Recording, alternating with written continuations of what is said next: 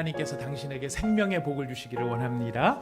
하나님께서 당신에게 생명의 복을 주시기를 원합니다. 생명의 복을 주시기를 원합니다. 감사합니다. 우리가 받아 누려야 할 가장 복 중에 아름다운 복이 생명의 복입니다. 이 귀한 복이 우리 온사랑에게 오늘 예배 가운데 함께 하신 모든 분들에게 하늘로부터 임할 줄 믿습니다. 우리 사도행전 5장 17절부터 32절까지의 말씀을 같이 교독하도록 하겠습니다. 사도행전 5장 17절부터 32절까지의 말씀입니다. 본문이 좀 깁니다마는 여러분 긴 본문 말씀을 잘 읽으시면서 우리가 봉독하는 이 말씀을 통해서 크게 은혜를 받으시기를 바랍니다. 우리가 봉독하는 이 말씀은 지금도 살아계신 하나님의 말씀입니다. 제가 17절 말씀을 먼저 읽겠습니다. 대제사장과 그와 함께 있는 사람 즉 사두개인의 당파가 다 마음에 시기가 가득하여 일어나서 사도들을 잡아다가 옥에 가두었더니 주의 사자가 밤에 옥문을 열고 끌어내어 이르되 가서 성전에 서서 이 생명의 말씀을 다 백성에게 말하라 하매 그들이 듣고 새벽에 성전에 들어가서 가르치더니 대제사장과 그와 함께 있는 사람들이 와서 공회와 이스라엘 족속의 원로들을 다 모으고 사람을 옥에 보내어 사도들을 잡아오라 하니 부하들이 가서 옥에서 사도들을 보지 못하고 돌아와 이르되 우리가 보니 옥은 든든하게 잠기고 지키는 사람들이 문에 서 있으되 문을 열고 본즉 그 안에는 한 사람도 없더이다 하니 성전 맡은 자와 제사장들이 이 말을 듣고 의혹하여 이 일이 어찌 될까 하더니 사람이 와서 알리되 보소서 옥에 가두었던 사람들이 성전에 서서 백성을 가르치더이다 하니 성전 맡은 자가 부하들과 같이 가서 그들을 잡아왔으나 강제로 못함은 백성들이 돌로 칠까 두려워함이더라. 그들을 끌어다가 공회 앞에 세우니 대제사장이 물어 이르되 우리가 이 이름으로 사람을 가르치지 말라고 엄금하였으되 너희가 너희 가르침을 예루살렘에 가득하게 하니 이 사람의 피를 우리에게로 돌리고자 함이로다.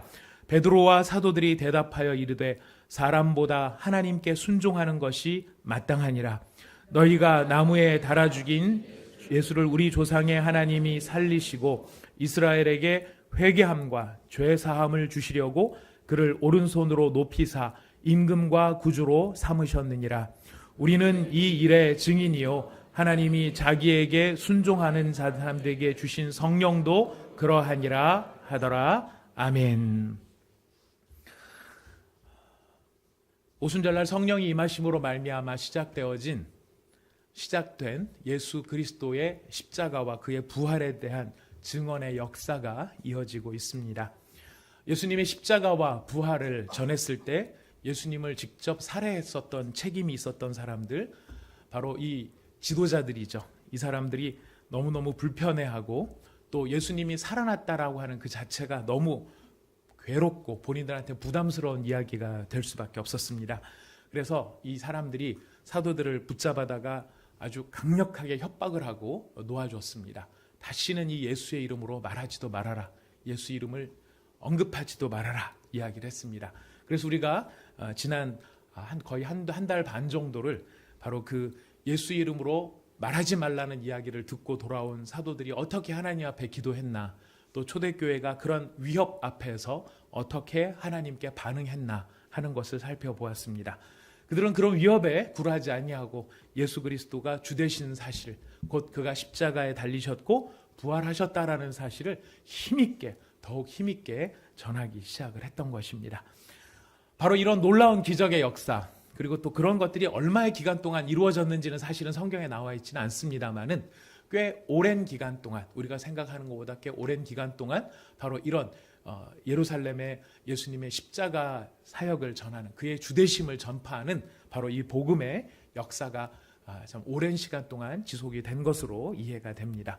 자, 그런데 이 사람들이 점점 숫자가 많아지고 백성들이 점점 예수님이 우리를 위해 죽으신 게 맞구나 하는 것을 사람들이 믿는 것을 보면서 오늘 우리 본문 말씀의 배경은 뭐냐면은 대제사장과 사두개인의 당파가 마음에 뭐가 가득했다고요? 여러분 읽으셨을 겁니다. 시기가 가득해서. 이게 진리냐 비진리냐의 문제가 아니에요.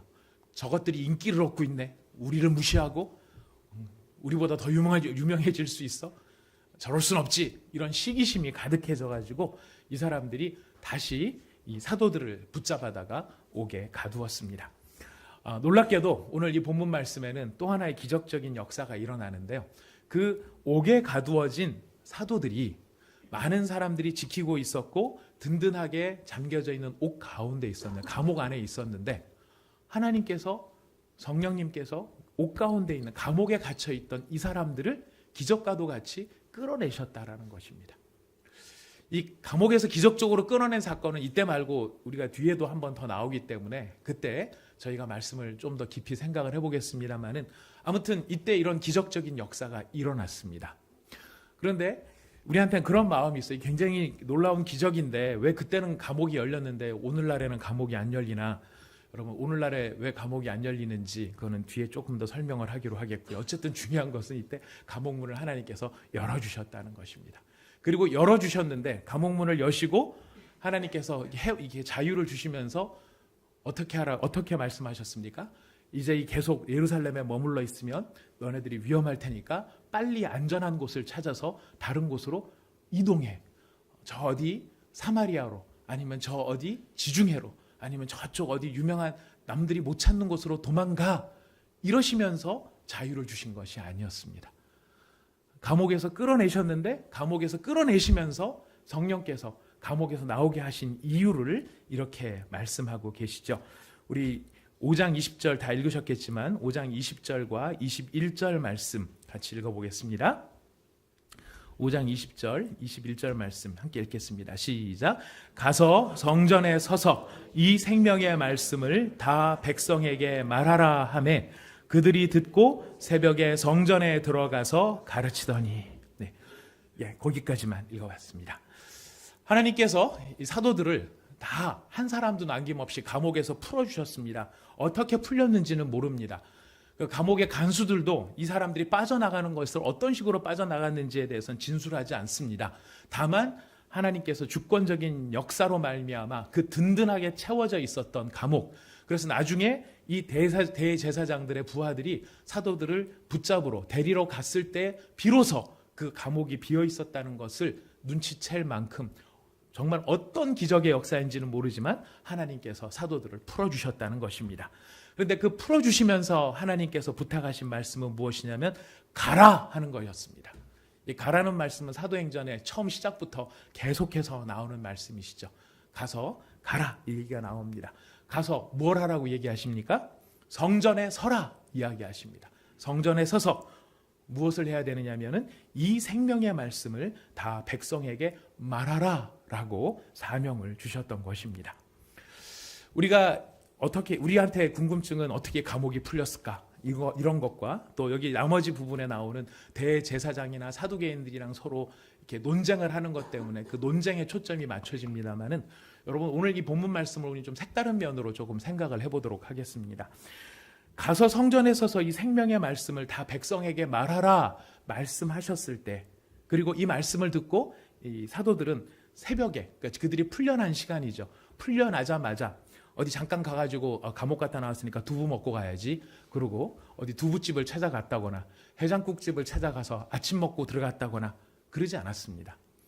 가라 했기 때문에 말씀들은 그 즉시로 성전으로 가서 말씀 시키신 그대로 성전에 서서 이 생명의 말씀을 전했다는 것입니다.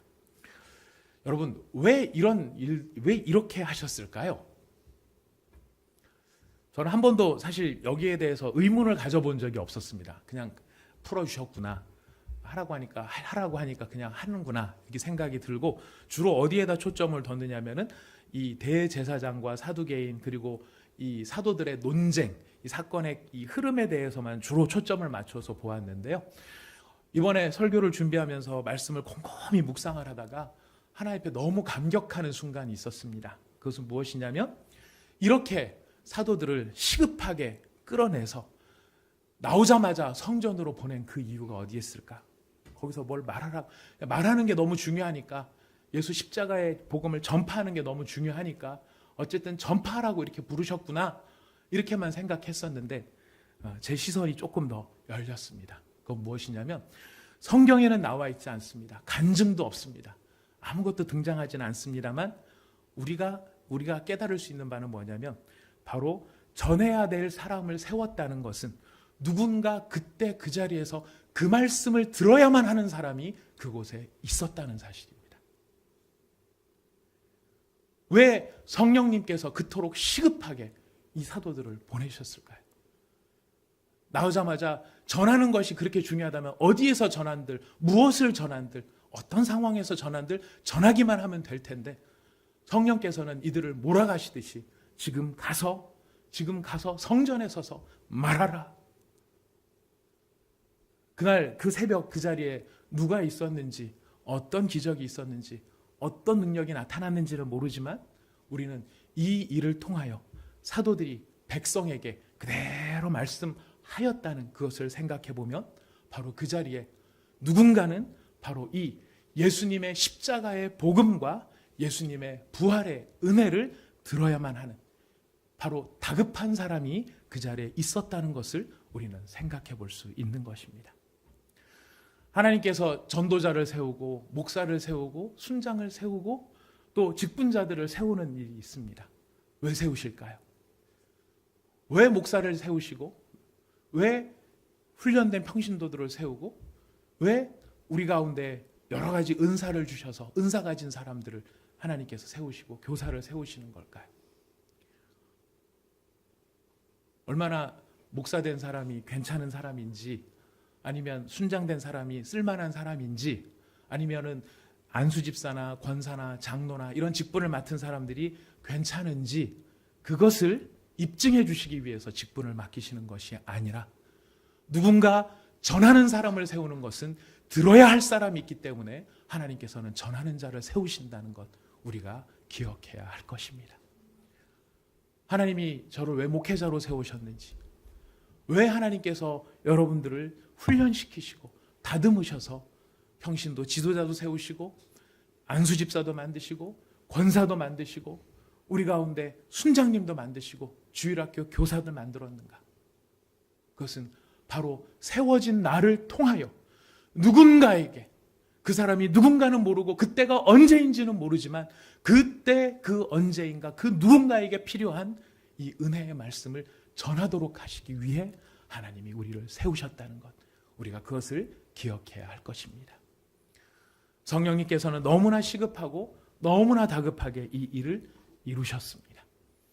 그리고 사도들은 그 성령님의 인도하신 가운데 다른 어떤 이의도 달지 않고 즉각적으로 나가서 순종하였던 것입니다.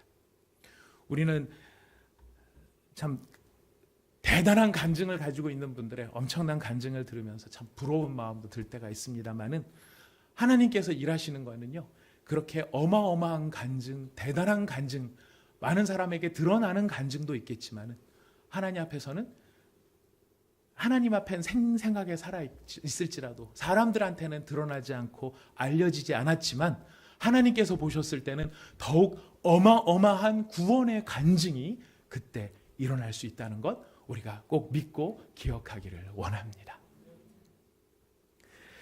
바로 이러한 상황들 때문에 하나님께서는 옥문도 여시는 것입니다. 감옥문을 왜 여셨는가? 하나님이 기적을 보여주시려고 감옥문을 여셨다. 물론 그랬을 수도 있습니다. 하지만 여러분, 사도행전 뒷부분에 가면은요, 정말 놀라운 비교가 되는 사건이 있는데 사도 바울도 감옥에 갇혀요. 여러 번 감옥에 갇히는데요. 어떤 때는 그 감옥에서 2년간 옥살이를 한 적도 있어요. 어떤 때는 하나님께서 즉각적으로 그 감옥에서 풀어내기도 하시지만은 어떤 때는 2년이나 그 감옥에서 머물러야 하는 경우도 있더라는 것입니다. 근데 여러분, 감옥이 문이 열리는 시기적인 문제가 아니라 그 문이 열리든 그 안에 갇혀 있든 그 안에서 무슨 일이 일어나는지 아십니까? 바로 이 생명의 말씀이 전해지는 일이 일어나더라는 것입니다. 바울은 2년간 감옥에 갇혀 있으면서 자기를 가두고 있었던 수비대원들한테 복음을 전하고 그 가운데 상당한 사람이 예수를 믿게 되는 놀라운 일이 벌어지더라는 것이. 성령님께서 우리의 삶에 뜻밖의 사람을 만나게 하실 때가 있습니다. 뜻밖의 사건을 우리가 경험하는 그런 때도 만들어 주시기도 합니다. 하나님께서 왜 그런 이벤트들을 경험하게 하시는 것일까요? 뜻밖의 사건, 뜻밖의 장소에서 뜻밖의 사람을 만나는 것. 저도 이번 주간에 좀 뜻밖의 사건이 생각하지도 못했던 참 은혜로운 일이 있었습니다. 제가 신대원 89회 이제 거의 한 20년 전 졸업을 했는데요. 신대원을 마쳤는데 그 신대원 다닐 때는 전혀 알지 못했던 어떤 그 선교사님이 계셨습니다. 근데 저희가 작년에 홈커밍 데이라고 그래서 졸업한 목사님들이 다 모여서 이제 학교에 모이는 그런 행사가 있었는데 그때 이제 밴드방에 초청이 돼가지고 거기서 이렇게 서로 조금씩 더 친해지기도 하고 안부를 묻기도 했었습니다. 근데 그 올라오는 글들 가운데 필리핀에 선교사로 나가 계시는 마상용 선교사님이 거기 사역을 하시는 게 나오는 거예요. 너무너무 사역하는 그 올려주시는 걸 보니까 아이들 주일학교 아이들을 사랑하시고 막 필리핀에 그 본인이 없는 살림 가운데서 막 그 집을 지어주고 또 그것들을 감당해 나가시는 이 쭉 하시는 모습들이 뭔가 이렇게 일회적이고 순간적이고 보여주려고 하는 것이 아니라 정말 꾸준하게 그 일들을 너무너무 잘하시는 걸 보고 제가 너무 마음에 부러운 마음이 생겼어요. 그래서 뭐 다른 거는 못하고 밴드에 글 올라오면 열심히 댓글을 달았습니다. 요즘에 댓글이 이슈죠. 좋은 댓글도 있습니다. 그래서 댓글을 막 달았습니다. 너무 막 그 격려도 되고 힘이 되고 위로도 되고 뭐 이러면서 댓글을 통해 가지고 그 선교사님이랑 조금 이야기가 됐는데 이번에 한국에 나오시게 된 거예요.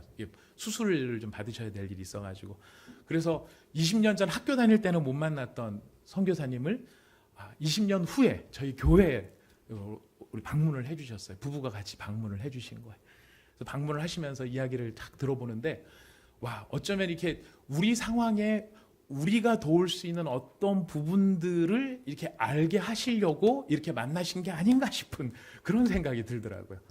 이런저런 안부를 묻다가 이제 그 필리핀 현지 뭐 도시에 사는 사람들은 잘 살고 의료 혜택도 잘 받는데 본인은 시골에 있고 농촌에 있다 보니까 필리핀은 돈이 있어도 물건을 사지 못할 때가 많답니다. 우리는 물건은 있는데 돈이 없어서 못 사는 경우가 많은데 필리핀은 돈은 있어도 시장에 물건이 떨어지면 그 물건이 들어올 때까지 몇 개월이고 기다려야 된다는 거예요. 돈이 있어서 못 산다는 겁니다. 그래서 라면이 한번 떨어졌다 그러면 3개월이 걸릴지 4개월이 걸릴지 모르는 그런 게 필리핀의 상황이래요. 근데 이제 그러다 보니까 의학인이 이런 혜택도 잘 못 받고 있는데 본인들이 농촌에서 사역을 하다 보니까 사람들이 약도 못 먹고 근데 자기가 얼마 전에 이제 의료선교팀이 와가지고 그 뭐 이렇게 의약품을 직접 밝혀도 괜찮겠죠? 맨소레담을 주고 갔는데 그걸 조금씩 병에다 따라줬대요. 큰 거를 줘가지고 한 요만한 병에다가 조금씩 따라주면서 막 어깨 뭉치고 힘들다고 하는 사람들 줬더니 그걸 발라보고 목사님 저 교회 열심히 다닐게요. 만병통치약인 것 같아요. 막 이러면서 너무 좋아하시더라는 겁니다.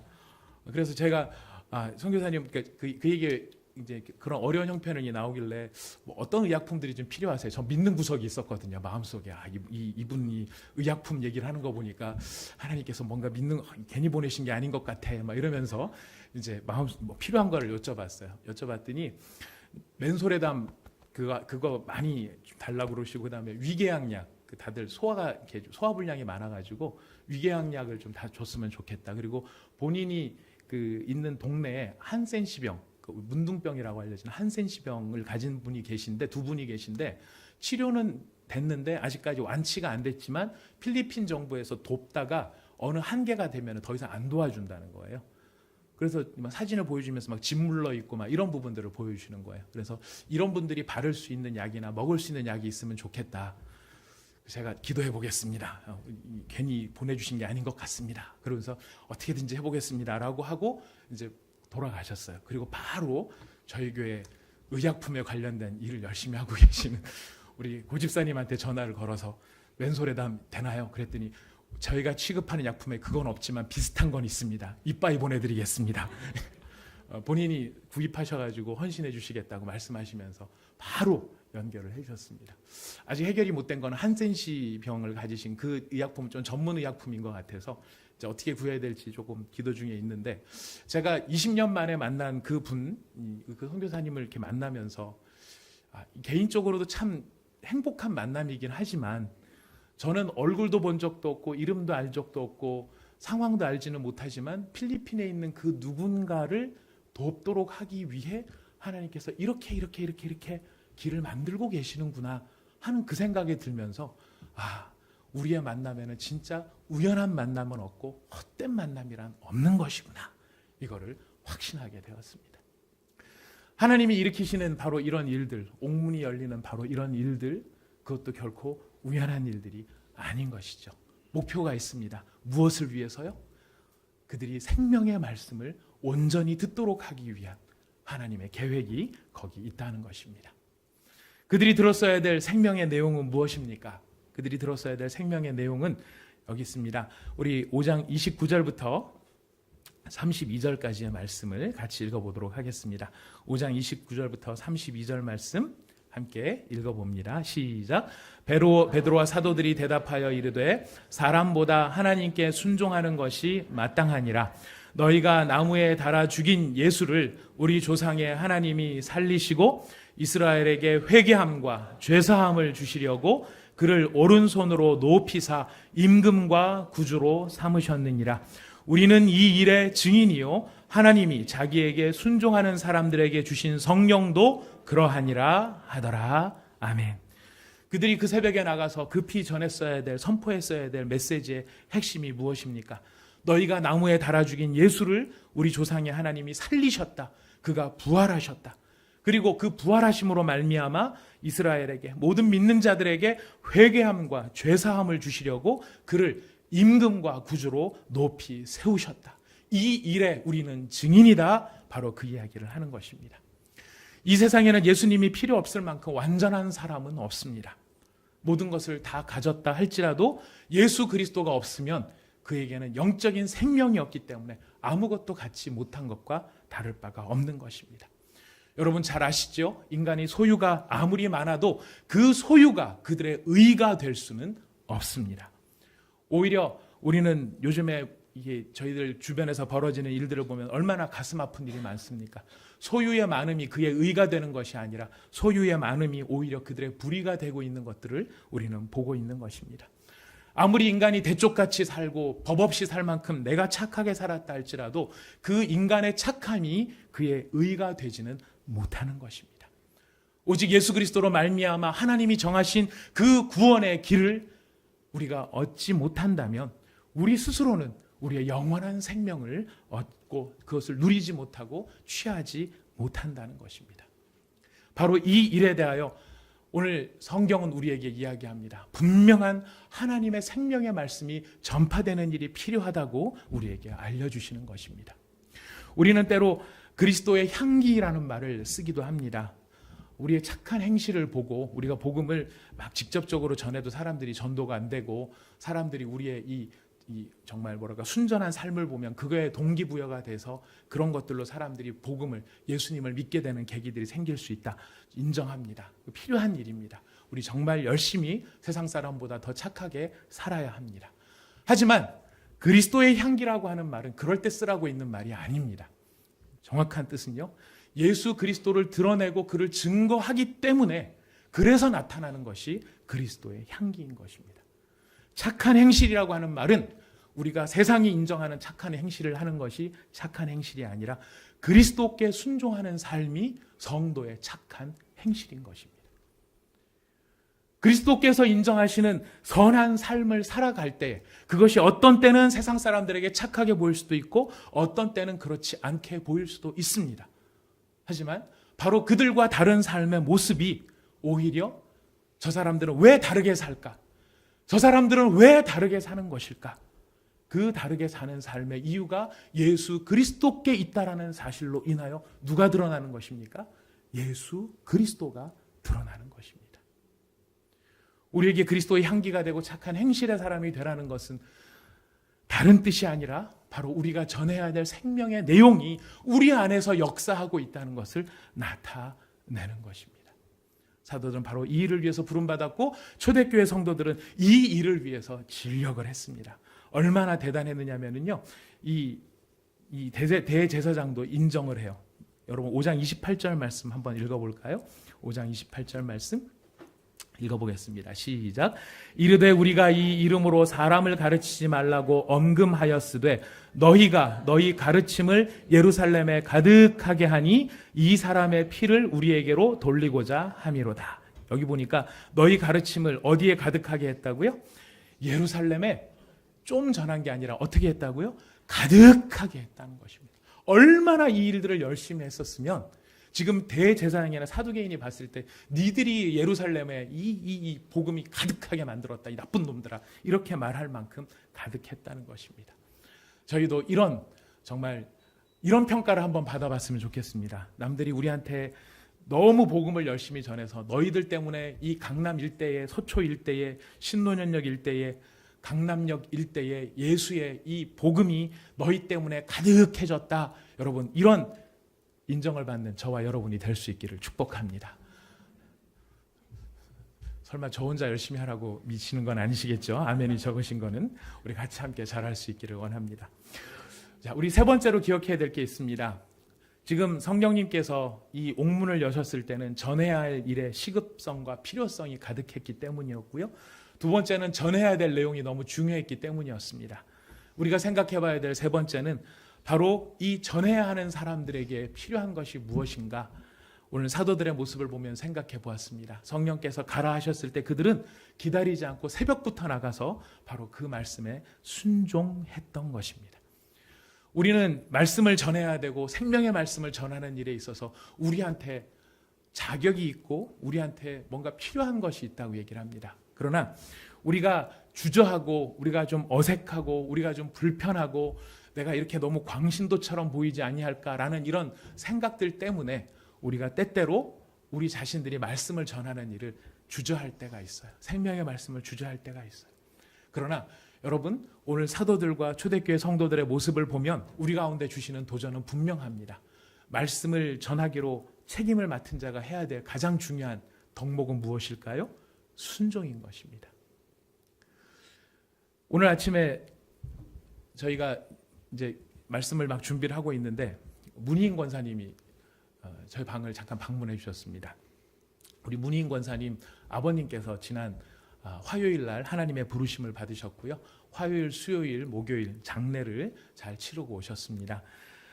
문희인 권사님께서 이 장례, 아버님의 장례가 특별한 은혜가 있었던, 정말 이 가정 가운데 큰 축복이 있었던 장례였는데요. 그것은 무엇이냐면 아버님이 독립유공자세요. 그래서 이번에 안장도 동작동 국립묘지에 안장이 되셨어요. 굉장히 참 훌륭하신 어르신인데 훌륭하신 어르신이지만은 문제가 있었습니다. 그 문제가 무엇이냐면 예수님을 끝까지 거부를 하신 거예요. 난 교회 안 간다. 교회 자세한 내막은 저도 몰라요. 하여튼 결론은 안 간다였습니다. 어떤 식으로 안 간다는지 몰랐는데, 근데 문 권사님이 한번 순장반에서 간증을 하시더라고요. 제가 사실은 아버지를 저런 아버지가 다 있어라고 우리 문 권사님, 저 착한 문 권사님 마음에 확 닫아버리고 아버지가 어떻게 되든 난 상관없어라고 하는 사건도 있었답니다. 그건 뭐냐면 문 권사님의 동생이 계셨는데 동생이 암으로 돌아가시게 된 상황에 아버지한테 부탁을 드렸다는 거예요. 그 동생이 죽기 전에 아버지가 교회 가서 날 위해서 한 번만 기도해 주면 내가 나을 것 같은데 라고 얘기를 했는데 아버지께서 그것을 외면하셨다는 거예요. 그러니까 우리 문 권사님은 세상에 무슨 아버지가 교회를 누가 다니라고 한 것도 아니고 예수 믿으라고 한 것도 아니고 그냥 교회만 가서 날 위해서 한번 기도만 해줘도 좋겠다라고 했는데 세상에 죽은 사람 소원도 들어준다는데 어떻게 자기 딸이 그러는데 그럴 수가 있냐? 이런 마음이 드셔가지고 우리 아버지 참 아버지도 아니야 이런 생각이 확 들으셨다는 거예요.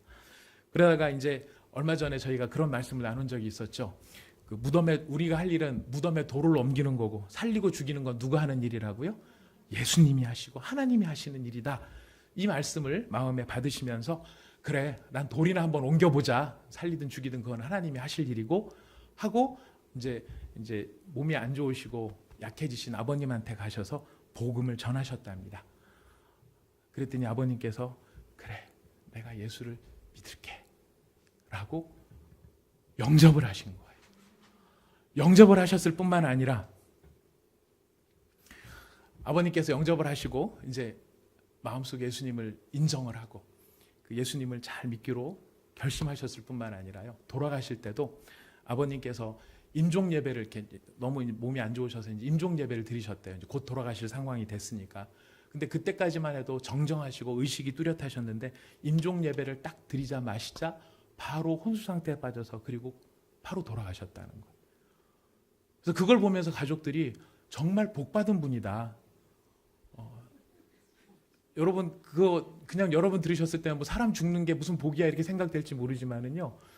그 목회자 입장에서 여러 상황들을 가보면 곧 돌아가실 줄 알고 예배 드렸는데 한 일주일 더 사셔서 예배 드린 사람 민망하고 예배 드린 사람도 내가 왜 여기 아직 있지 이런 것도 있고 또 어떤 경우에는 예배도 못 드리고 그냥 황망하게 돌아가시는 분들도 계세요.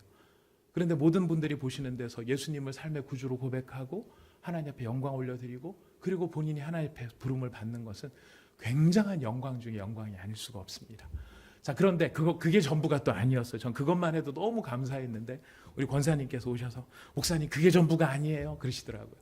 그래서 또 무슨 일이 있으셨는데요 그랬더니 그 아버님께서 그 가족 형제간 우리 문 권사님 형제간 중에 한 분이랑 굉장히 사이가 안 좋으셨대요. 근데 그분이 동생 아까 말씀드린 동생이 이제 말기암 상황에서 어떻게든지 동생을 고쳐보려고 교회에 나가서 새벽 기도를 열심히 다니셨대요. 근데 새벽 기도 그렇게 열심히 다녔는데 동생이 안 낫고 돌아가셨어요.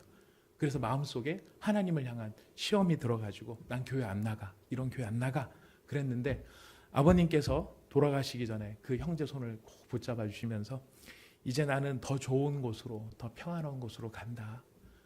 너도 이제 마음을 풀어라. 내가 너 사랑한다.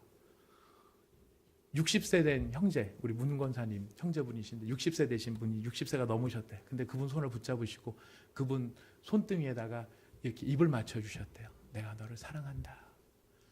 그리고 화해를 하시고 돌아가신 거예요. 장례가 끝난 다음에 우리 문 권사님 오셔서 막 감격 속에 말씀하신 게 그 동생이 교회를 나가기로 했어요, 목사님. 다시 교회를 나가기로 했어요. 근데 내가 우리 집안에서 처음 예수를 믿을 때 우리 집안이 이렇게 예수를 믿게 될 줄은 상상도 못했어요. 그런데 그 일이 지금 일어났어요. 우리 문 권사님 말씀을 들으면서 그렇구나. 우리한테 필요한 거는 순종이구나. 내가 가늠을 해보고 내가 이렇게 자료 재보고 생각을 해봐서 이게 될 것 같다 안 될 것 같다가 아니라 하나님께서 우리 가운데 말씀을 전하라 하셨을 때 그 말씀을 전하는 자가 될 때 우리 하나님은 우리를 통해 그 생명의 말씀을 통해 누군가를 살리시는 일을 하신다는 것입니다. 그리고 그 생명으로 말미암아 바로 하늘의 영광을 누리게 하신다는 것입니다. 우리 가운데 이런 순종에 대한 필요도 있지만 한편으로는 또 이런 마음의 생각도 들 때가 있어요. 나 자신의 수준과 실력 때문에 자격지심을 갖는 경우가 있어요. 야, 내가 지금 얼마나 엉망진창인 줄 아는데 이런 내가 예수 믿으라고 하면 그게 사람들이 들을 때 참 너나 잘 믿어라 이런 소리나 하지 내가 복음을 전하는 게 무슨 효과가 있을까? 내가 이렇게 나 자신도 봤을 때 내가 예수님 주인으로 잘 모시고 살아가는데 이게 무슨 효과가 있을까? 이런 생각이 들 수도 있습니다. 오늘 간증이 생각보다 우리 문 권사님 간증이 원래는 이 간증은 준비된 간증이었고 문 권사님 간증은 갑작스럽게 들어온 간증인데요. 저는 이 나누고 싶어요. 왜냐하면 이게 우리의 믿음은 관념이 아니거든요. 삶의 실제거든요. 우리의 삶 속에서 실제로 일어나는 일들이고 우리가 누려야 될 사실적인 삶의 문제입니다. 그래서 제가 원래 이 간증이 준비된 간증인데 저희 누군지 자꾸 알려고 하지 마시고 간증만 들으시기 바랍니다. 우리 가운데 있는 사람입니다. 특세 때 해주신 간증이에요. 의무감이나 막연한 기도 제목을 가지고 특세에 참여했던 모습들이 있었습니다. 이번 특세에도 마찬가지로 그냥 열심히 참여하다 보면 무언가를 알게 하시겠지라는 마음이 앞섰던 것도 사실입니다. 특세 첫날 기도를 하면서 예수님은 얼마나 힘드셨을까 하는 질문이 나에게 던져졌고 예수님의 육신의 고통만이 저희 머릿속에 가득 차 버렸습니다. 내가 그 자리에 있었더라면 예수님을 부인하지 않고 있을 수 있었을까? 예수님의 아픔을 느낄 수 있었을까? 오죽했으면 예수님은 하나님께 피하게 해달라고 기도를 다 하셨을까? 예전에 봤던 영화에 사형수가 집행장에 들어서며 떨던 모습이 생각이 났습니다. 예수님은 본인이 죽을 곳까지 십자가를 지고 모든 사람의 외면과 핍박을 견디면서 어떤 생각을 하셨을까? 얼마나 억울했을까? 그래도 하나님이시기에 두려움은 없었을 것이라 예수님이라면 신의 능력으로 고통을 안 느끼게 하실 수도 있었을 텐데 왜 이런 고통을 고스란히 느끼시면서 십자가를 지셨을까? 갑자기 죄송스러운 마음과 이런 분이라면 내가 어떤 힘든 걸 가지고 와도 알고 있겠지. 그럼 무엇부터 말씀을 드려야 하나? 이번에는 어떻게 무엇을 말씀드려야 할지가 머릿속을 가득 메우고 뒤죽박죽이 되어버린 내 머릿속은 아무런 기도도 시작하지 못한 채 그냥 시간을 보내는 이가 되어가고 있었습니다. 그러던 중 거래처와 저녁 약속에 술을 많이 먹고 집으로 가는 날이 있었습니다. 술에 취해 집으로 가던 중 문득 이런 모습도 예수님은 이해해 주실까? 그럼 집으로 갈 것이 아니라 예수님께 가야겠다 하는 마음으로 교회로 발걸음을 옮겼습니다.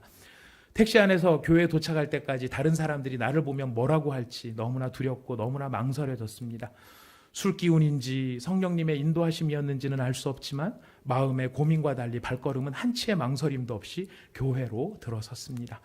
조용히 구석진 자리에 앉아 엎드려 예수님 죄송합니다. 예수님 보고 싶어 왔으니 이해해 주세요 하고 기도를 하다 잠이 들었습니다.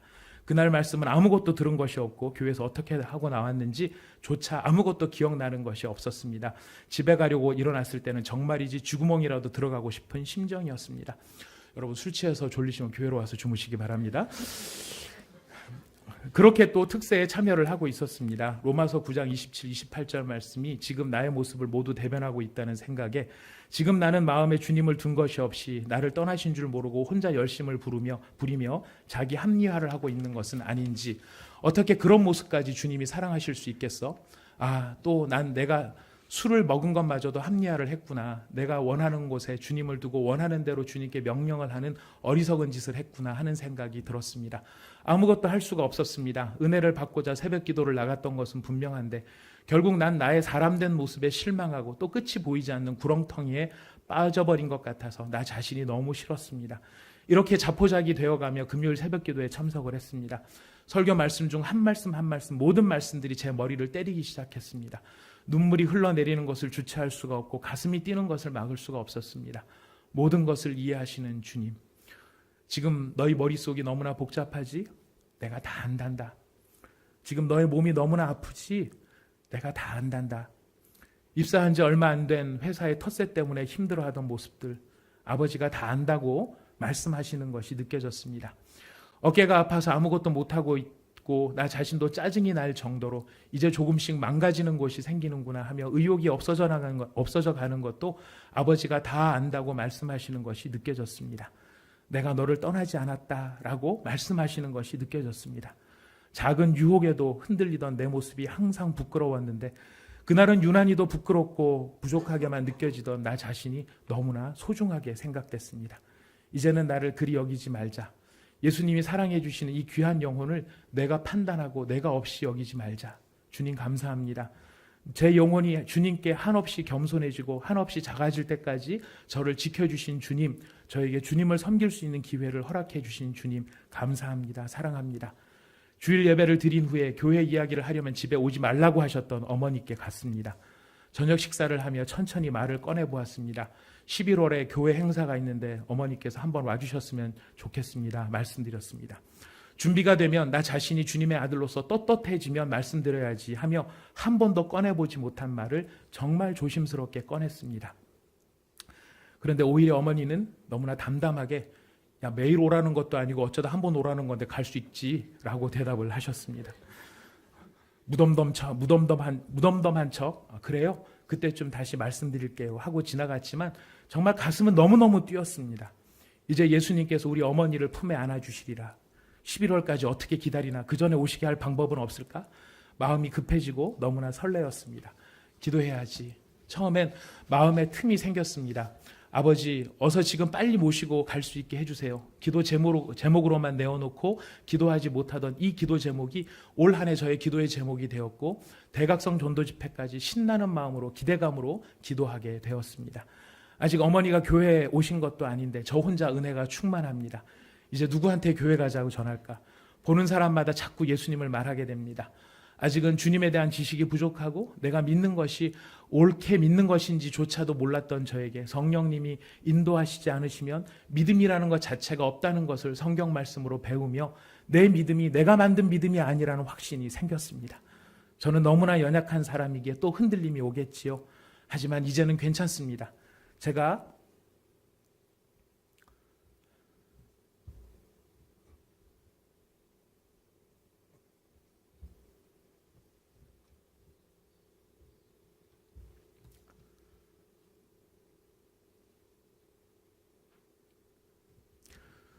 우리 주 예수님만이 저의 주님이심을 마음으로 믿고 입으로 시인한 주님의 자녀라는 것에는 변함이 없다는 것을 알기 때문입니다. 주님 사랑합니다. 하나님은 사랑이십니다. 참 그렇죠.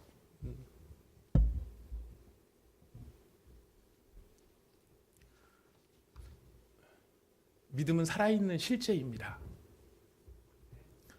우리의 관념이 아니고 우리가 배우고자 하는 도덕적인 윤리의식도 아니고 지금도 우리 안에 들어오시면 우리 안에서 새로운 생명의 역사를 생생하게 만들어 가시는 하나님 아버지의 일하심, 예수님의 일하심, 그것이 바로 생명의 역사인 것입니다.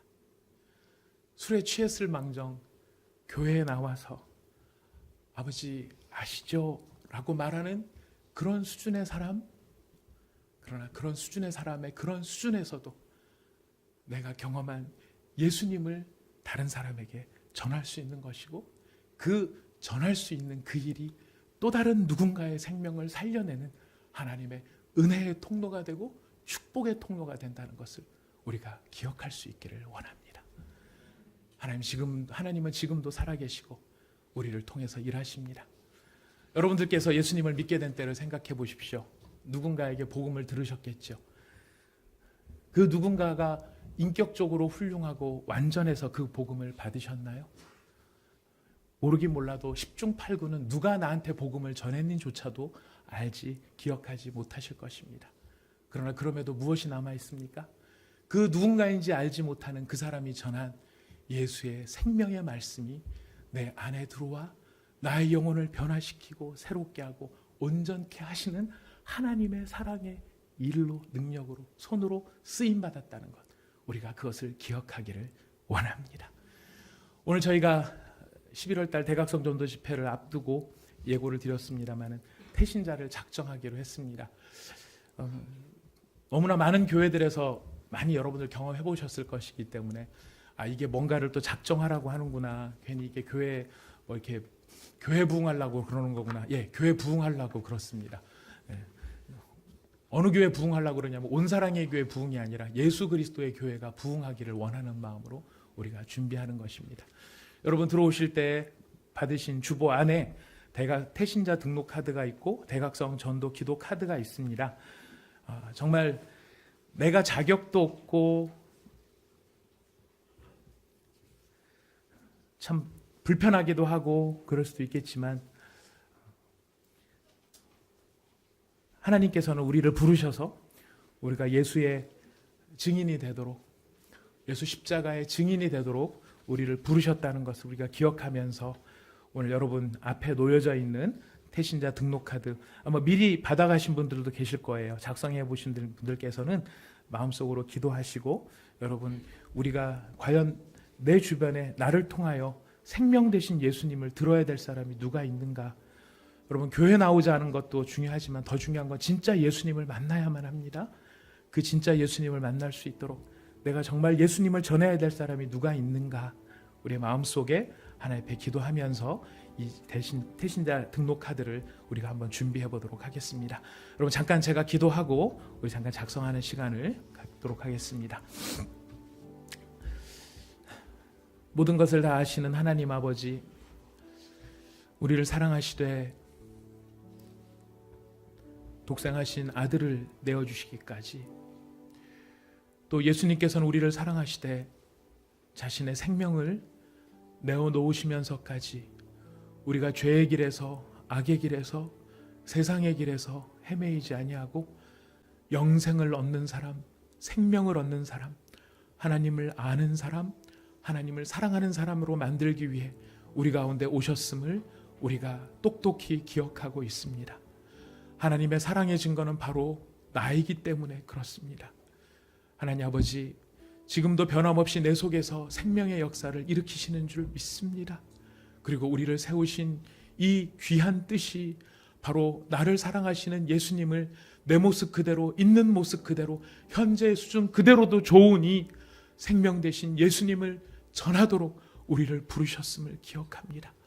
오늘 이 시간 우리가 기도하는 마음으로 하나님 한 영혼을, 여러 사람이 아니라 단 한 영혼이라도 그 영혼을 품고 진심으로 그 영혼이 예수님을 만나기를 원하는 마음, 그 마음으로 저희들이 태신자를 작정하고자 합니다. 하나님, 주님의 마음을 저희들에게 허락하여 주시옵소서. 주님의 안목을 저희들에게 허락하여 주시옵소서. 그래서 그 영혼을 바라볼 때 예수님의 마음으로 바라보며 하나님, 우리가 정해진 기간 동안 열심으로 그 영혼을 위하여 기도하며 전도할 수 있도록 저희를 준비시켜 주시고 저희를 사용하여 주시옵소서. 예수님의 이름으로 기도드립니다. 아멘. 우리 태신자 등록카드에 기도하는 마음으로 여러분들 한 3, 4분 시간을 드리겠습니다. 우리 준비에 반주 나오실 때 여러분 같이 작성해 주시고요. 우리 예물과 함께 올려드리도록 하겠습니다. 그리고 혹시 여러분들 특별히 기도 제목이 있으신 분들 계실 겁니다. 이 태신자와 관련해서 이분을 위해서 이렇게 꼭 기도해 주십시오 하는 내용이 있으신 분들은 이 함께 들어있는 대각성전도 기도 카드에도 같이 기도 제목을 적어 주셔도 되겠습니다.